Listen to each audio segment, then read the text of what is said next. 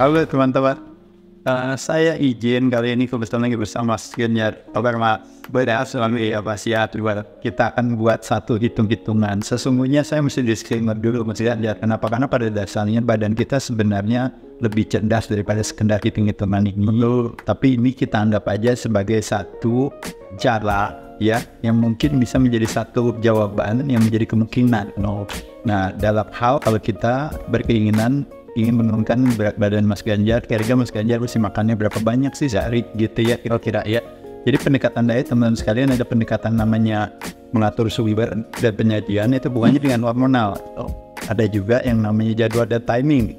Misalnya kita harus puasa, itu juga makannya berapa kali gitu ya. Itu juga yang namanya hormonal. Tapi ada satu lagi pendekatan yang namanya kalori restriction, itu lebih kepada kita berbicara jumlah. Karena temanya kita harus ada nuansa matematika, maka terjadi itu nggak apa-apa ya. Oke. Ini nggak seperti itu, tapi teman-teman sekalian, Mas Ganjar itu beratnya, ini pun juga ceritanya ya, 100 kg ya. Ini berat dalam kondisi sopan ya, ini 100 kg ya. Nah, body fatnya, nah ini body fatnya Mas Ganjar, pas saya lihat kan ini sekitar 40%. Nah jadi kalau body fatnya Mas Ganjar 40%, maka saya akan buat namanya rumusnya adalah sebagai berikut ya. Jadi rumusnya kalau teman tahu adalah berat badan dikurangi berat lemak body fat sama dengan disebut yang namanya berat murni atau disebut namanya lean body mass. Nah jadi lean body mass nanti dikalikan rumusannya. Jadi saya di sini ngomongnya rumus dulu dia di sini. Nah jadi bicara rumusnya adalah nanti kalau udah ketemu berat intinya teman-teman sekalian dikalikan 10 dikalikan 2,2 nanti akan ketemu yang namanya basal metabolic rate. Jadi kebutuhan kalori Mas hanya sekedar untuk hidup saja. Gitu kan kita berbicara ya. Tapi terlepas daripada itu kalau cuma 3 hari aja nggak makan nggak apa-apa meninggal. Ya.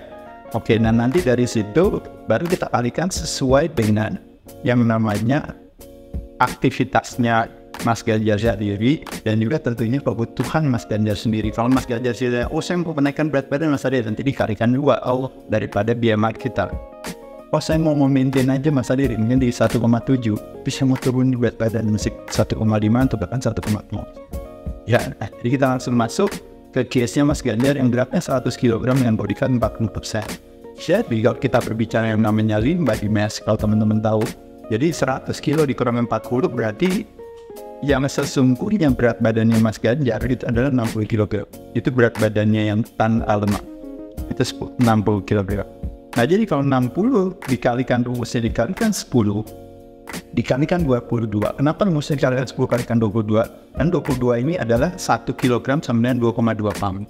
Nah makanya memakai rumusnya pound. Jadi 60 kali 22 sama dengan ketemu yang namanya basal metabolic rate Mas Ganjar, yaitu kebutuhan kalori Mas Ganjar sekedar hanya untuk hidup kita setiap hari itu butuh 1.320 kira-kira. Ya itu ya.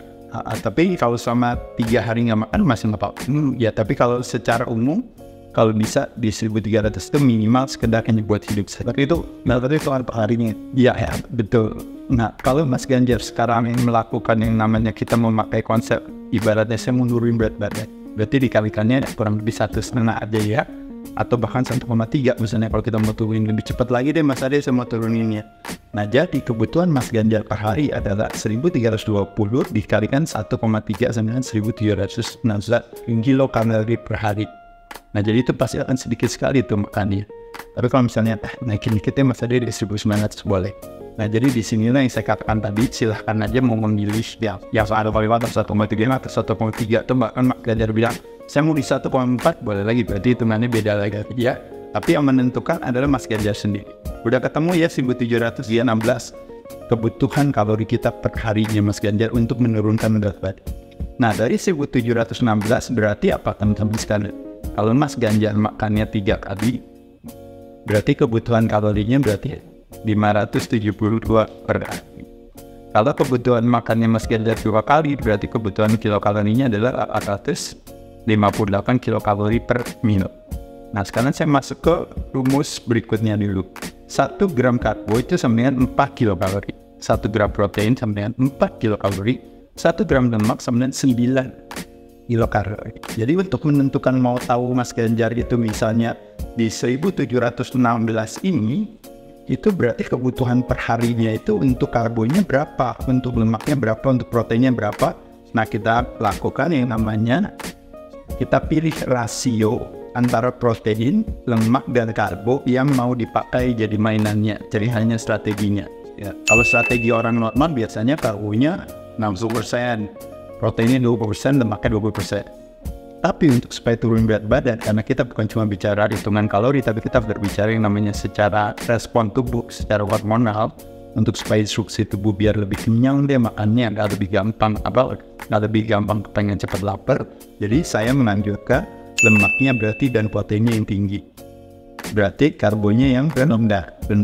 Ya, nah jadi kalau protein dan lemak yang 40-40, atau bahkan kalau kita mau memakai konsep yang ini 50 aja lemaknya yang tinggi, proteinnya yang 30%, lemak karbonya yang 20%. Nah dari sini maka kita menghitunglah jumlah daripada kalori yang Mas Ganjar punya. Nah 30% kali 1700 ketemu 514 gram proteinnya per hari. Ya, kalau yang dimakannya kurang lebih sekitar segitu kan. Itu setara dengan berapa kalau 500 gram itu biasanya. Kalau Mas pernah makan steak, satu steak itu kurang lebih kira-kira sekitar 150 gram sampai 200 gram. Jadi bisa 3 steak setiap hari.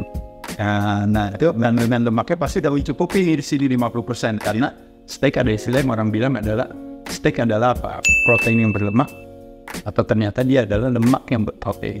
Jadi lemaknya di steak pasti udah memenuhi kalau 50% yang jangan khawatir. Nah 20%-nya kebutuhan Mas makan nggak boleh lebih dari 343 gram per hari. Nah, per hari itu maksimal gitu ya misalnya. Nah tapi kalau berdasarkan Mas bisa lihat di sini, ini adalah sebuah angka yang sebenarnya terlalu tinggi kalau kita mau turunin berat badan, karena 300 gram itu udah terlalu banyak sekali.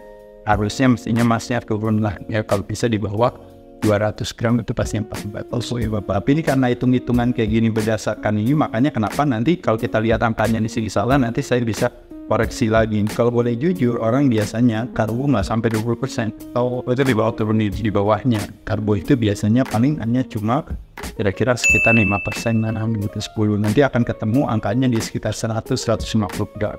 Kalau pendekatan ketogenic diet, bahkan karbonya bisa di bawah 50 gram. Tapi poin saya nggak penting, itu hanya sekedar rumusnya aja, nanti teman-teman tentukan dan isi sendiri. Nah jadi karbonya adalah kurang lebih 85 gram per hari, betul ya, per hari. Nah berarti sesuai, tadi udah benar. Lemaknya bisa sampai 95 gram, proteinnya 228 gram.